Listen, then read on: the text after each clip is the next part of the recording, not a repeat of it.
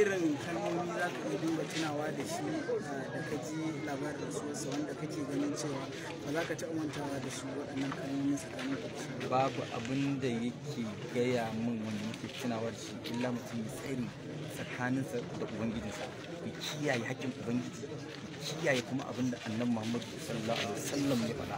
Kullum nura burinsa bai da abokin faɗa, bai da abokin faɗa, ba shi da wani abokin faɗa. Duk inda za ka gani sai dai maka nasiha, sai dai ya maka wa'azi.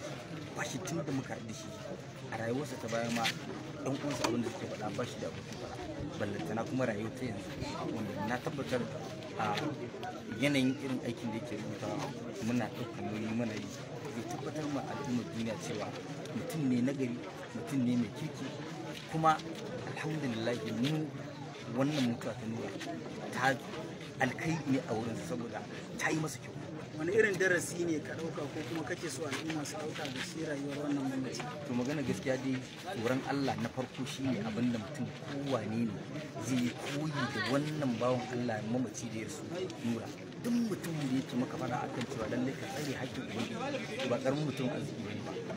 Kowa ya riga ya san cewa nura bai da wannan mutum bai da wata kalma in ba ta Muhammadu Rasulullahi sallallahu alaihi wasallam. Duk wani abu nasha ko nura wallahi cutarsa zaka in dai ka ce dan annabi Muhammadu sai ka cuce shi, zaka cuce shi. In dai ka haɗa shi da annabi to na rantse da Allah ka gama cutar da nura. In dai cutarsa zaka yi sai dai ka cutar da shi, shi haka yi.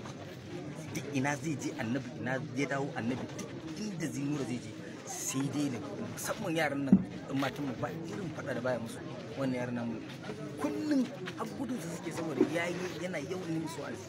A wani lokacin in ringa ce masa ke kyale su tun da ka haifi mutum ne, wani ma ka haifi shi baka haifa halinsa ba, ka kyale yaran nan.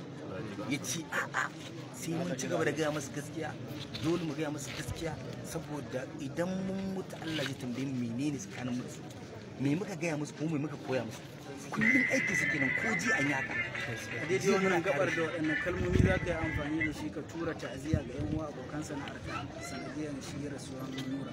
To ina mana ta'aziyya musamman a masana'antar fim da kuma kamfaninmu na Bakori TV da duk wani wanda ya shafi wannan masana'anta ta Kano. Muna masa ta'aziyya ko in ce ina masa ta'aziyya don mun yi babbar rashi, mun yi gundume mai rashi wanda ina tunanin masana'antar nan ba a taɓa yin rashi irin wannan ba a taɓa yi ba ba na jin kuma ban san abin da Allah zai nan gaba ba.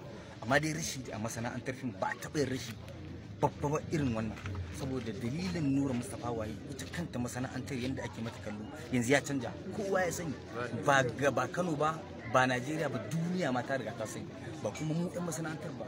Ya kawo wasu abubuwa waɗanda ya canja akalin masana'antar sai dai ubangiji Allah ya saka masa da alheri, Allah ya ji kansa, Allah ya masa rama, Allah ya kyautata bayansa dan dai shi tashi ta yi kyau.